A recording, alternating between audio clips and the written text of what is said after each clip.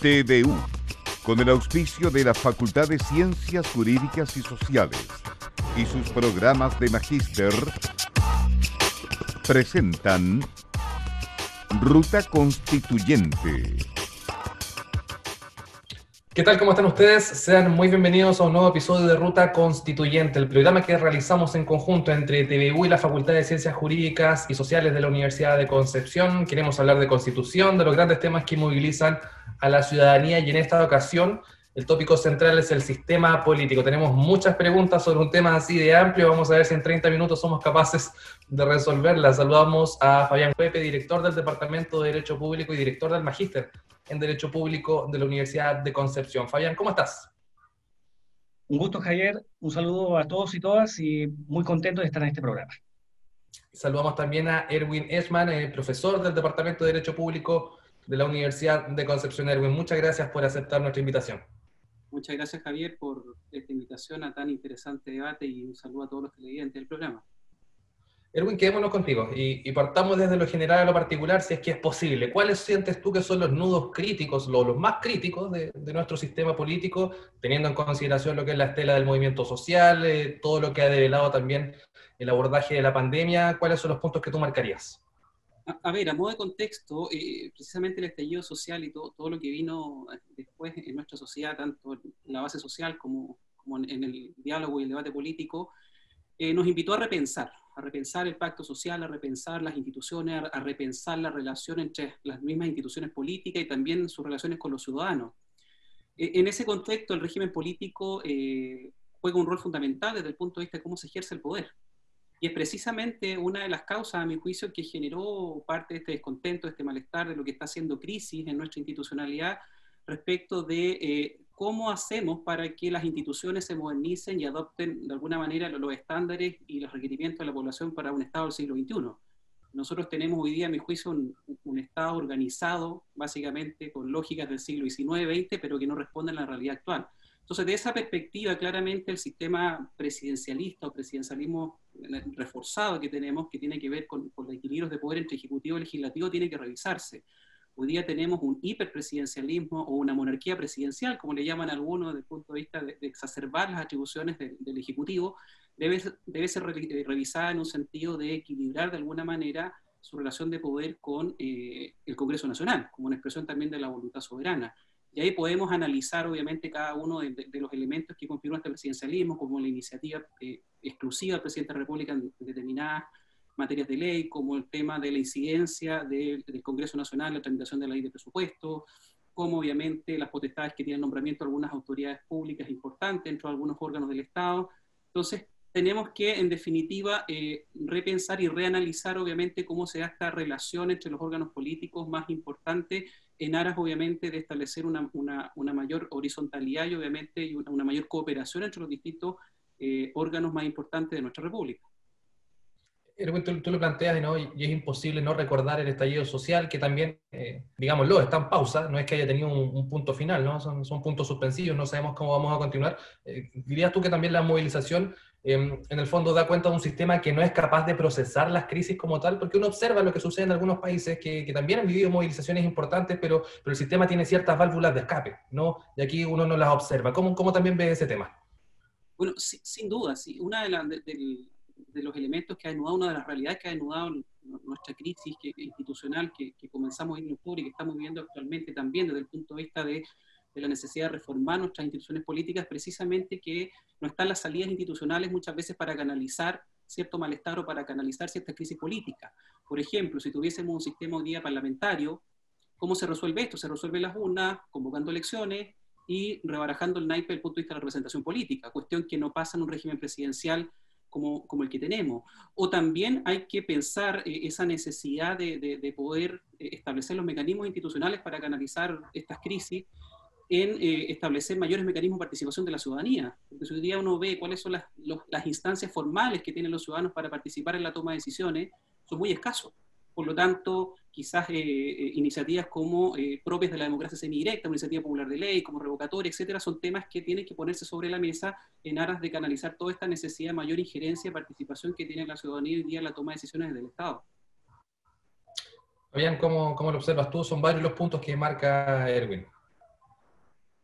Efectivamente, Javier, tal como lo señalaba Erwin, en nuestro régimen político chileno, que es un régimen de presidencialismo o régimen presidencial reforzado, claramente genera una atribución muy fuerte, muy potente en el jefe de Estado, que es el presidente de la República.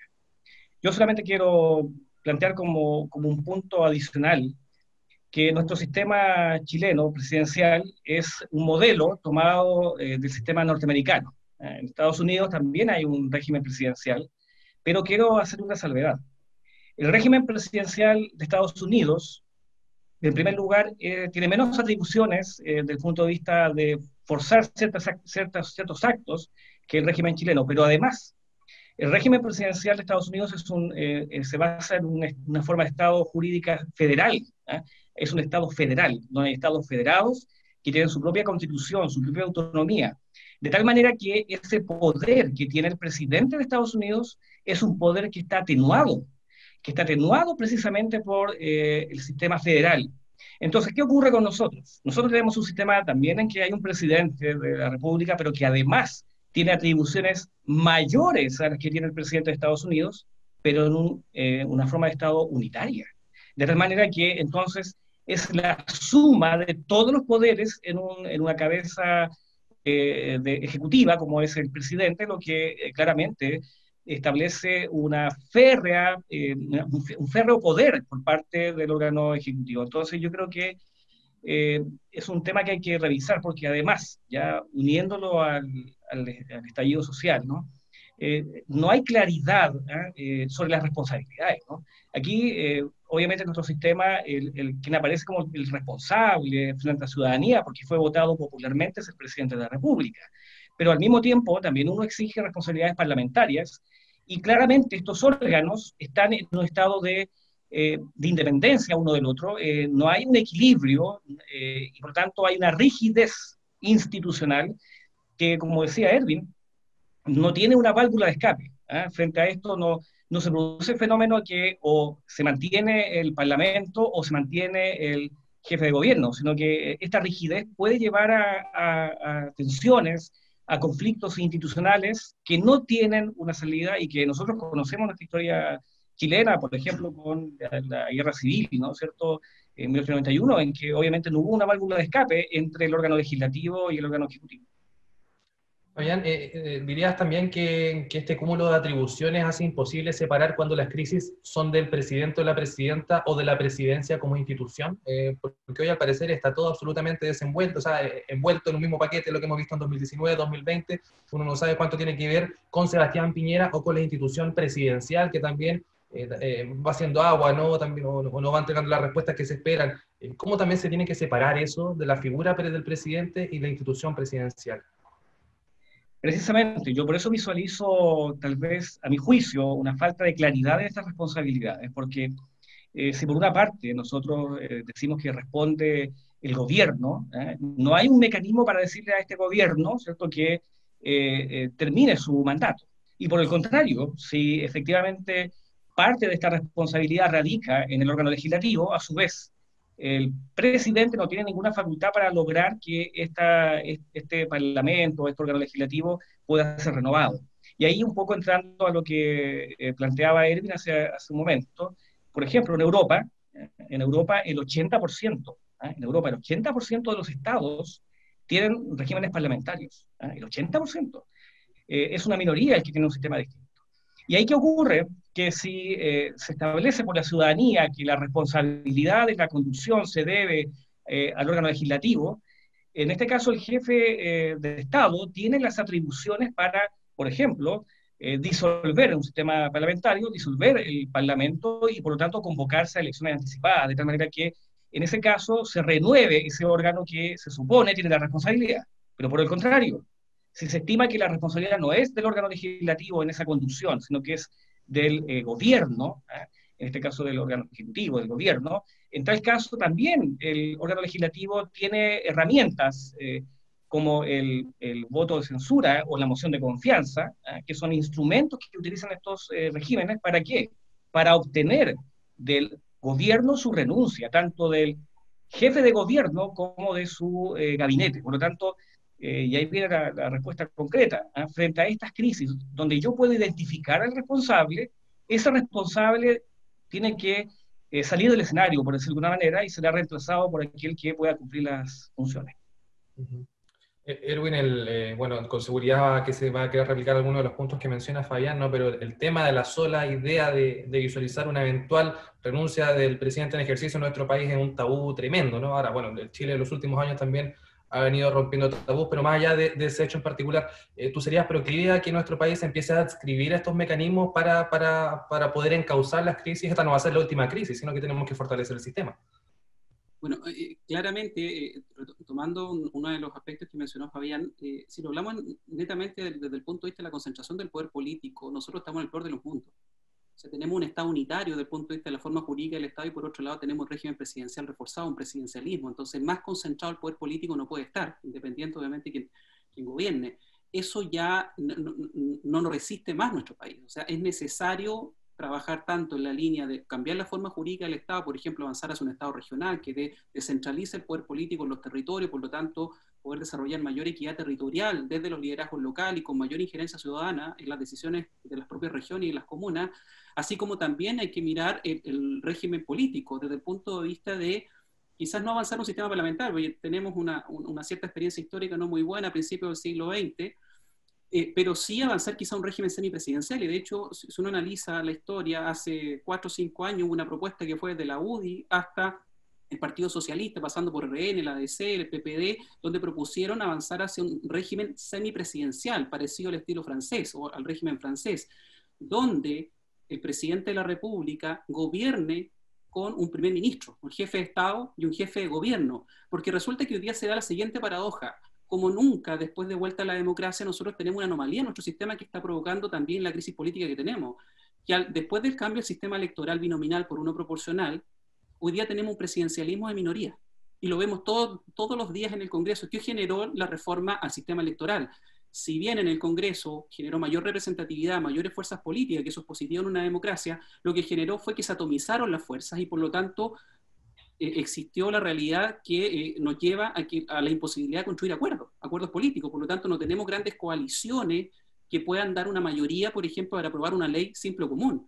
Y vemos hoy día que tenemos un gobierno que ganó obviamente legítimamente el gobierno en las urnas, pero tenemos un Congreso que es mayoría opositora y donde el gobierno ni siquiera es capaz de aprobar una ley simple o común porque no tiene los votos. Entonces todo tiene que obviamente empezar a negociar o pirquinear de alguna manera los votos en el Congreso. Entonces, si lo vemos desde el punto de vista netamente de las expectativas que tienen los ciudadanos cuando eligen un gobierno, ese gobierno lo que tiene que hacer en la práctica es llevar adelante su programa de gobierno, y muchos de ellos se traducen en leyes, en reformas políticas, institucionales, o en leyes de distinta naturaleza. Y si tiene un Congreso en minoría, ¿cómo va a aprobar esas normas?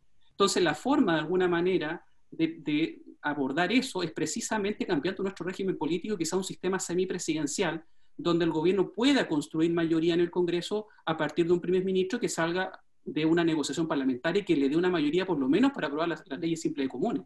Entonces hoy día vemos, por ejemplo, toda la discusión que se dio con el retiro del 10%, donde tuvimos que ir a una reforma constitucional a través de un artículo transitorio de alguna manera para poder aprobar ese retiro, con la oposición obviamente del gobierno alegando la inconstitucionalidad de las normas, algunos alegando que es un resquicio legislativo. Entonces ahí donde las confianzas en las instituciones se empiezan a desgastar y se empiezan obviamente a horadar. Por lo tanto es urgente una reforma a nuestro sistema político. Y bueno, desde el punto de vista de lo que tú mencionabas de las otras salidas, las válvulas, claramente nuestro régimen presidencial determina que un presidente de la República legítimamente electo dura lo que la Constitución dice que dura. O sea, la excepción está son los juicios políticos. Recordemos que se promovió una acusación constitucional contra el presidente Piñera y no fue aprobada. Se perdió por pocos votos, pero no fue aprobada. Y las salidas obviamente tienen que darse dentro del marco constitucional y legal, y por lo tanto el acuerdo que se logró en noviembre también va en ese camino. Por lo tanto, por ahí tenemos que seguir como país, desde el punto de vista de respetar los acuerdos y seguir adelante con el itinerario de reformas o el proceso constituyente al cual acordamos en noviembre pasado. Perfecto, tenemos que hacerlo. De pausa comercial, al regreso seguimos haciendo Ruta Constituyente por TV1, no se despegue de nuestra sintonía. Estamos presentando Ruta Constituyente.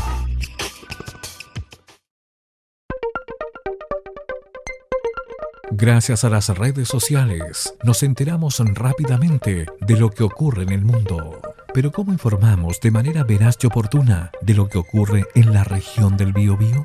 Desde marzo en TVU adaptamos nuestros horarios para cuidarnos, cuidar a nuestras familias y cuidarte a ti. De lunes a viernes cerca del mediodía, TVU Noticias. Luego, la comunidad del contenido. Y para cerrar la jornada, nuestro bloque de programación en vivo, Puntos de Vista. En TVU no damos tribuna a las noticias falsas y por eso siempre recurrimos a la fuente directa. Síguenos en nuestras redes sociales y visita tvu.cl, donde podrás revisar y compartir de manera responsable todos nuestros contenidos. En pandemia nos adaptamos para seguir informándote. Somos TVU, el canal de televisión de la Universidad de Concepción.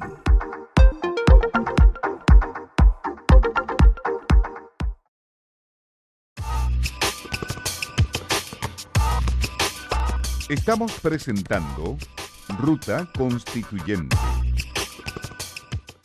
Ya estamos de regreso aquí en Ruta Constituyente por TVU. En el primer bloque cerraba Erwin Fabián dando cuenta de las bondades, ¿no?, las posibilidades de reducir las atribuciones presidenciales, apuntar hacia un semipresidencialismo y en sus palabras también se descartaba la posibilidad de un parlamentarismo, ¿no? Esta es la discusión clásica, ¿no? Presidencialismo, semipresidencialismo, parlamentarismo. Hay una experiencia traumática en nuestro país, pero un sistema parlamentario también requiere de partidos políticos fuertes, bien constituidos, también cabezas de los partidos políticos que estén en disposición de asumir ciertos desafíos. ¿Cuál es la caracterización que harías tú frente a estas otras dos posibilidades que tenemos, ¿no? Un sistema parlamentario, un sistema un semipresidencial. ¿Cuáles son las bondades, cuáles son las virtudes y a lo mejor hacia dónde tenemos que ir?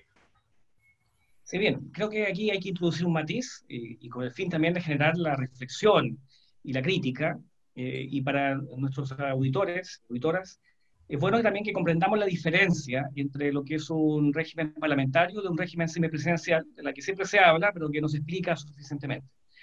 Trataré de manera muy breve de explicarlo, pero en el caso europeo, por ejemplo, donde yo reitero que la mayoría de los regímenes son parlamentarios, por ejemplo, el caso de Reino Unido, por ejemplo, el caso de España, que son regímenes parlamentarios, ahí se aplica el dicho, es cierto, que el jefe de Estado reina, pero no gobierna, ¿no? En el caso de Reino Unido tenemos a Isabel II, ¿cierto? En el caso de España a Felipe VI, que son los jefes de Estado, ¿eh? Pero en definitiva no tienen ninguna atribución. Y por lo tanto el gobierno lo ejerce en realidad, en este caso, o el primer ministro, o en el caso, ¿cierto?, de España, el presidente del gobierno español, en el caso de Alemania, que también es una forma parlamentaria, ¿cierto?, que tienen un presidente, pero que es nombrado por el Parlamento, o sea, no es nombrado de manera popular, y quien en definitiva gobierna es la canciller, ¿no? En esos sistemas, precisamente ahí toda la válvula de escape se produce con la renuncia del primer ministro o canciller o presidente del gobierno español con su gabinete, o con la disolución del Parlamento. Pero no es tocado el jefe de Estado. ¿Pero por qué no es tocado? No es tocado porque no ejerce ninguna atribución de gobierno. Ese es el sistema en general. Y lo que planteaba Erwin, y que hay de efecto un proyecto, un proyecto de iniciativa legislativa que se ha querido varias veces revivir en Chile, es esta fórmula mixta como el sistema francés, que es un régimen semipresidencial y que se diferencia de lo que acabo de señalar en que el jefe de Estado, en este caso el presidente de la República, comparte algunas funciones de gobierno con, en este caso, el presidente del Consejo de Ministros, que es el equivalente al primer ministro. Entonces se produce una suerte de diarquía, de dos poderes en uno solo. Pero claro, de nuevo, el problema de la renuncia del gobierno o la disolución del Parlamento radica o en el presidente del Consejo de Ministros y su Consejo de Ministros, o en el Parlamento, pero queda intocable, en este caso el presidente de la República, porque fue nombrado a través de voto popular. Dicho todo eso, efectivamente, como ha sido la propuesta que plantea también Erwin, hay algunas preocupaciones de las cuales hay que hacerse cargo, y aquí quiero generar ahora el debate, ¿no? Preocupaciones, digo, yo no tengo la respuesta, sino que simplemente la inquietud. El sistema o el régimen semipresidencial se parece mucho a lo que ocurrió, ¿cierto?, a principios del año 1900, ¿cierto?, o un poquito antes, después de la Guerra Civil, en Chile, que es lo que nosotros conocemos como el pseudo parlamentarismo, porque efectivamente ahí teníamos a un presidente de la República, pero de facto, a la chilena, diría yo, perdónenme, pero siempre a la chilena, nosotros hacemos cosas que se escapan de lo institucional, a la chilena. ¿Qué pasaba ahí? que ha atendido a una interpretación de la Constitución del año 1833, y no porque lo dijese, ¿ah? El Parlamento ejerció atribuciones propias de lo que yo podría incluso denominar hoy día un sistema semipresidencial. ¿Qué hacía? Mediante amenazas, ¿cierto?, de acusaciones constitucionales o de no aprobar la ley de presupuesto, lograban que los gabinetes del presidente de la República tuvieran que renunciar. Entonces, se habla de lo que seguramente muchos de nosotros hemos estudiado en el colegio, ¿no? Las denominadas rotativas ministeriales, y en cuya virtud en el Parlamento, ¿cierto?, se ponía de acuerdo. Se dice en algunos libros de historia que había verdaderos caudillos políticos de uno y otro bando que lograban concitar la mayoría de ese Parlamento para lograr precisamente que los gabinetes renunciaran. Entonces tenemos presidentes con 15, 20, 30, 40 renuncias, una cosa impresionante. Entonces, muchos atribuyen una tremenda inestabilidad política el tema de rotativa ministerial. Yo planteo eso, no porque piense que esto pudiera ser ahora, sino que los sistemas políticos y los regímenes no es como el derecho puro, digamos, que el derecho es más institucional, ¿cierto? En los sistemas políticos, la cultura política es muy importante. Entonces, lo que quiero destacar es que el sistema va a funcionar solo en la medida de que tengamos la suficiente madurez cívica, ¿eh? Tanto todos los ciudadanos como los parlamentarios, quienes ejercen el gobierno, para utilizar prudentemente estos instrumentos, de manera realmente no arbitraria, no caprichosa, o de lo contrario, se corre el riesgo, utilizando estos mecanismos, de caer en una inestabilidad política. No digo que esto vaya a ocurrir, pero lo planteo como una inquietud, una duda, una reflexión. Tomemos ese hilo, Erwin, y pensemos, imaginemos una eventual constituyente. ¿Cuáles pueden ser los intereses que se pongan en tensión de los distintos sectores políticos a la hora de pensar en un cambio del régimen presidencial? Y también si tú crees que hay agua en la piscina para generar modificaciones de este volumen, de este calado. A ver, sin duda lo que dice Fabián tiene mucha razón en los aspectos teóricos de la experiencia que tuvimos a comienzo de siglo con este pseudo parlamentarismo y este abuso de alguna manera, ciertos mecanismos que está contemplado en nuestra constitución política. Pero claramente cualquier diseño institucional, ya sea un régimen parlamentario, un régimen presidencial, semipresidencial, va a resultar bien o mal de la mano, obviamente, de la responsabilidad con cual se utilicen. Entonces, esto es lo mismo que cuando uno se compra un automóvil, puede usarlo para ir de su casa al trabajo, ir a buscar a los hijos, puede subirse a una acera y atropellar gente. O sea, son herramientas, son diseños institucionales, y la efectividad que tengan, o si eso va a causar o no mayor o menor estabilidad política, o si eso va a significar el progreso de los países, eso va a depender obviamente de los actores políticos, de la madurez de los partidos y de la fase agonal de la política. Y ahí yo creo que tenemos un problema en Chile, porque esto ya es una opinión personal. Hemos de alguna manera ido degradando el debate público, hemos ido de alguna forma horadando ciertos consensos básicos a nivel institucional respecto a la democracia, respecto a la república, respecto obviamente al respeto que nos tenemos o nos debemos tener dentro de la sociedad, y también al respeto a las instituciones. Entonces claramente estamos en un escenario que tampoco es propio de Chile, desde el punto de vista de una exacerbación de las diferencias, desde el punto de vista de una extrema polarización. Vea lo que está pasando en Estados Unidos, lo que está pasando en Europa, y nosotros no escapamos a eso. Por lo tanto, lo ideal es dar estas conversaciones, dar obviamente esta receta y discutir lo que es mejor para el país en un ámbito de un diálogo, de un respeto a las reglas básicas de la democracia, es decir, un debate desapasionado desde el punto de vista no de los argumentos, sino que desde el punto de vista de las acciones y la amenaza que a veces vemos contra los que piensan distinto, contra las minorías.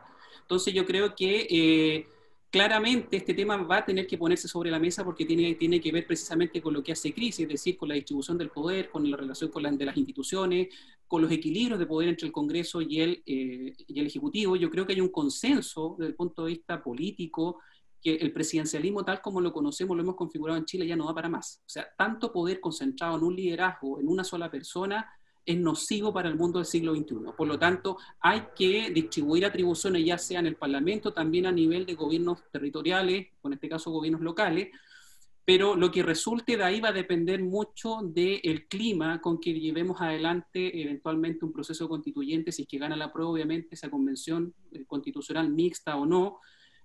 Cómo se dé ese debate va a depender también del clima social. Si tenemos obviamente un clima social de alguna forma violento, virulento, nada bueno va a salir de ahí, un clima político. Por lo tanto, yo creo que el llamado aquí a que recobremos de alguna manera nuestra tradición republicana, recobremos la calma y demos obviamente todos estos debates desde el punto de vista conceptual, institucional, en un marco de un diálogo respetuoso, con altura de mira y buscando lo mejor para el país. Por lo tanto, yo más que el fondo, más de cuál va a ser la receta específica, porque ahí tenemos muchos modelos a los cuales mirar. Yo le asigno una responsabilidad mayor al clima en el cual se va a dar ese debate. Ahora, es difícil, Erwin, imaginar un debate constitucional desapasionado y en este tema que es tan sensible en cuanto a la distribución del poder, que esté lejos también de los diversos intereses que confluyen. Ya lo vemos en la Cámara, esas cosas de imaginarse una constitución. No, claramente, no voy al punto de la pasión de defender los argumentos, claramente cada uno lo va a defender con diente y uña. Me refiero al clima que tiene que ver con la funa, con la amenaza, que tiene que ver con la violencia para presionar determinadas decisiones políticas, y lo hemos visto en el último año, en ciertos sectores de la sociedad que han ocupado como herramienta la amenaza en vez de la persuasión, la violencia en vez de la razón. Y obviamente eso no puede tolerar si no contribuye a nada bueno. Por lo tanto, todo lo que sea en el marco de un respeto democrático, una deliberación permanente, un intercambio de ideas, y al final del día obviamente que esto se resuelve por las mayorías que corresponden, en este caso los 2/3, si hablamos del contenido de la nueva Constitución, bienvenido sea. Pero lo otro sí tenemos que tener un acuerdo generalizado dentro de la sociedad, entre las distintas fuerzas políticas, que todo lo que se aleje de un debate democrático no debe ser tolerado ni permitido, debe ser de alguna manera condenado y puesto en un rincón, porque en nada va a ayudar al clima que necesitamos para discutir estas cosas tan importantes, que ni más ni menos tiene que ver con una nueva constitución eventualmente. Recuerden que las constituciones no se cambian todos los días. Entonces, lo que hagamos ahora, bien o mal, va a determinar el futuro y el desarrollo de las próximas generaciones. Y esto, de alguna forma, nos puede conducir a un buen puerto, a un desarrollo, a una paz social, un país más igualitario, pero también nos puede conducir al despeñadero. Entonces, ojo con que, al igual que la forma, el fondo también es importante. Sí, sí. Y para cerrar, Fabián, yo te quiero pedir una reflexión, bueno, quizás en torno a lo último que estábamos hablando, pero vinculando con algo que tú mencionabas al principio, ¿no? La concentración del poder, y uno puede también imaginar cuál tiene que ser el rol de las regiones en una discusión en torno a lo que es el sistema político. ¿Qué es lo que esperarías tú que se pueda levantar en cuanto a vos? Y también cuánta incidencia podemos tener como ciudadanos localizados fuera de la región metropolitana a la hora de fijar los rumbos del país. Claro, yo creo que de nuevo miremos algunas experiencias comparadas, ¿no? En el caso, veamos el sistema de mayor descentralización del poder. Solamente para mencionar, Alemania, ¿no? Es un sistema en cuyo forma jurídica de Estado es también un Estado federal, tienen Estados federados que tienen mucha autonomía, y además tienen un régimen parlamentario, de tal manera que se produce lo que uno ya denomina, ¿cierto?, del punto de vista vertical y del punto de vista horizontal, esta descentralización del poder. Entonces, nosotros estamos en las antípodas, ¿no? Estamos en lo contrario, porque estamos frente a un Estado unitario y a un gobierno presidencial reforzado, es decir, exactamente el peor de los mundos, podríamos denominar, ¿eh? Ahora bien, dicho eso, rescato lo que planteaba Erwin en cuanto a que nuestra educación cívica, todos, nos incluimos todos, debemos mejorarla. Yo parto de la base que a nivel de los colegios, a nivel primario, secundario, deben educarse a los jóvenes. Nosotros tenemos que seguir aprendiendo y estudiando el respeto a las instituciones. Yo creo que eso es un tema fundamental, más allá de cualquier fórmula que queramos emprender. El respetar la institución, el entender cómo funciona el sistema, y claro, ¿por qué se producen probablemente todos estos conflictos sociales? Porque hay un problema de legitimación, ¿eh? Y ese problema de legitimación tiene que resolverse con mayor participación, es lo que planteaba Javier aquí, ¿no? ¿Cómo buscar esa mayor participación? Bueno, estamos frente allá, en este momento, en la idea de nombrar gobernadores regionales, estamos en una suerte de descentralización que sigue siendo, a mi juicio, administrativa. Probablemente uno quisiera más adelante ir a una descentralización regional, que es mucho más profunda que la que hay hoy día, pero bueno, pero esto es mejor que nada, ¿no? Y esta fórmula en que permita que los ciudadanos tengan mayores posibilidades de participación, una democracia no solo representativa, sino que democracia representativa y participativa. Y mientras más participación se le otorgue a la ciudadanía, unida a su educación cívica, que todos debemos ir, todos, yo me incluyo, todos debemos ir desarrollando, aprendiendo. Eso nos permite tener mejores canales de conversación. Yo miro con preocupación en nuestro país cuando la tolerancia no se está cumpliendo como un principio fundamental. Somos de un mismo país, tenemos que ser fraternos y tenemos derecho a discutir, tenemos derecho a tener opiniones contrarias, tenemos derecho a discrepar, pero no tenemos derecho a destruir a nuestro, comillas, adversario, más bien dicho enemigo político, como decía Ortega y Gasset alguna vez cuando planteaba que los extremos, los radicalismos siempre son perniciosos para un Estado, ¿no? evitar estos radicalismos donde se trata de aplastar a la postura contraria. No, creo que se trata de buscar lo que sea mejor para el país. Y probablemente algún sector de la ciudadanía ha entendido que el Parlamento o el gobierno en general, y da lo mismo los partidos políticos, da lo mismo el sistema político izquierda o derecha, no han estado a la altura. Y eventualmente, al no estar a la altura, necesitamos que a través de la participación, sistema de descentralización, tratar de lograr regionalismo, tratar tal vez de atenuar el poder presidencial para mayor participación parlamentaria.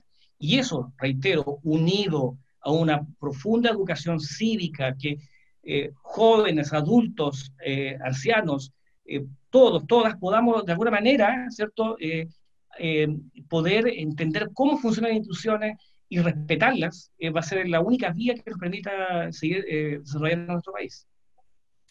Perfecto. Fabián Huepe, muchas gracias por haberte sumado a esta conversación. Muchas gracias. Y también le damos las gracias a Erwin Eschmann por estos 30 minutos de clase de Derecho Público y de un debate como esperamos que también se pueda ir desarrollando con alta participación ciudadana este segundo semestre. Muchas gracias, Javier, y un saludo a Fabián. Un saludo grande a todas las personas que nos han seguido semana a semana aquí en Ruta Constituyente por TVU. Nosotros nos volvemos a encontrar en una próxima ocasión. Que esté muy bien, hasta pronto.